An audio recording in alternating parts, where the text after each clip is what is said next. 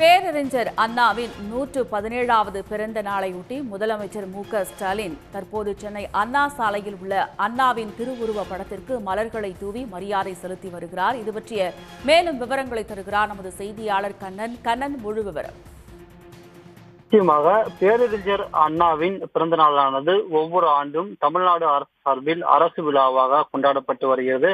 அதன்படி இன்றைய தினம் பேரறிஞர் அண்ணாவின் 117வது பிறந்த நாள் விழாவானது தமிழ்நாடு அரசு சார்பில் கொண்டாடப்பட்டு வருகிறது.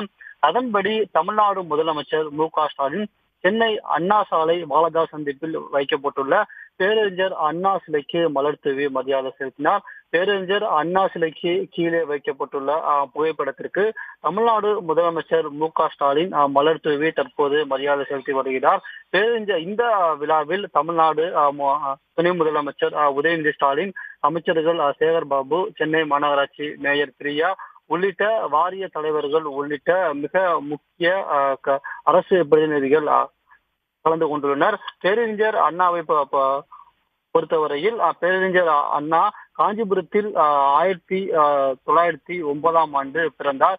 பிறந்ததை முன்னிட்டு தமிழகத்தில் பல்வேறு வகையான சமூக சீர்திருத்தங்களை மேற்கொண்டவர்கள் பேரறிஞர் அண்ணா மிக முக்கியமானவராக பார்க்கப்படுகிறது.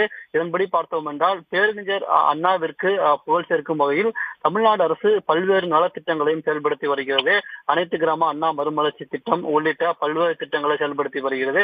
இதன்படி ஒவ்வொரு ஆண்டும் பேரறிஞர் அண்ணாவின் இந்த பிறந்த நாளானது தமிழ்நாடு அரசு சார்பில் கொண்டாடப்பட்டு வருகிறது.